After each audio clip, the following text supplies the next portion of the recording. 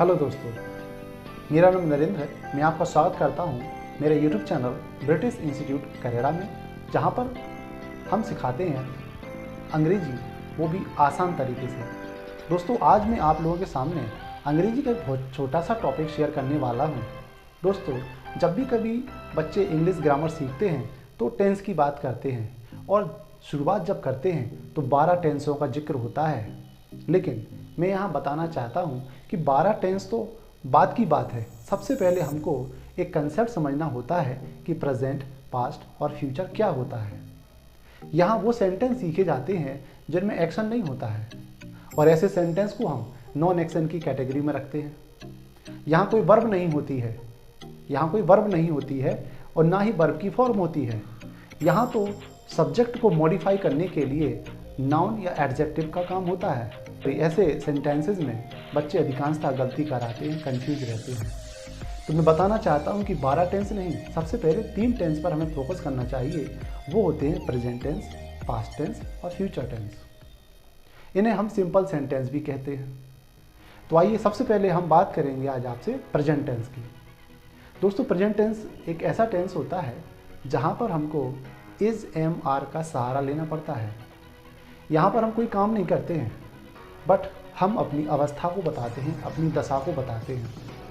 जैसे उदाहरण के लिए मान लीजिए मैं एक टीचर हूँ, तो मैं बोलूँगा आई एम अ टीचर। वह एक डॉक्टर है, तो मैं बोलूँगा ही इज़ अ डॉक्टर। वे बच्चे स्टूडेंट हैं, तो मैं बोलूँगा दोज चिल्ड्रन आर स्टूडेंट्स। यहाँ इन सेंटेंस के अंदर कहीं पर भी कोई वर्ब का इस्तेमाल नहीं हुआ है।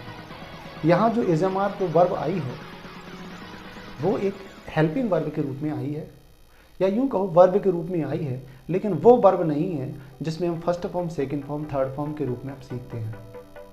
इसी तरीके से हम बात करें अगर पास्ट टेंस की, जहाँ पर हमें हेल्प लेनी पड़ती है वाज और वर की। उदाहरण के तौर पर मैंने कहा कि मैं बीमार था, तो मैं बोलूँगा आई वॉज सिक। हम कमरे में थे, तो मैं बोलूँगा we were in the room. अगर कहना है कि मेरा भाई छत पर था, तो मैं बोलूँगा my brother was on the roof. इस तरीके से हम जो सेंटेंस सीख रहे हैं, ये सारे सेंटेंस पास्ट की तरफ इशारा करते हैं। ये पास्ट टेंस कहलाते हैं, ना कि पास्ट इंडेफिनिट, ना कंटिन्यूस, ना परफेक्ट, ना ही परफेक्ट कंटिन्यूस। इस तरीके से फ्यूचर टेंस भी सीखा जाता है, जहाँ पर हमको विल बी और शैल बी का इस्तेमाल करना होता है। जैसे कहना है कि वह कमरे में होगा, तो हम बोलेंगे he will be in the room. अगर मुझे कहना है कि तुम्हारा भाई एक दिन डॉक्टर होगा, तो मैं बोलूँगा your brother will be a doctor one day. अगर हमें कहना है कि बच्चे अपनी कक्षा में होंगे, तो मैं बोलूँगा children will be in their classroom. इस तरीके से हमने फ्यूचर टेंस के भी एग्जाम्पल जान लिए। माय डियर, मैं सिर्फ इतना बताना चाहता हूँ इस वीडियो के माध्यम से कि ग्रामर कुछ कठिन नहीं होती है अगर हम उसको सिस्टम से और धीरे धीरे क्रमबद्ध तरीके से सीखेंगे। तो मैंने आपको सिर्फ बेसिक चीज़ें बताई हैं, और आगे आने वाले वीडियो में मैं कोशिश करूँगा कि और अच्छे तरीके से आपको समझाने की कोशिश करूँ, जहाँ आप बहुत बेहतरीन तरीके से सेंटेंस बनाना सीख जाएंगे। आप ये सीख जाओगे कि टेंस, सिंपल सेंटेंस या सिंपल टेंस, या फिर जो present indefinite, present continuous, perfect, perfect continuous, इनमें अंतर क्या है।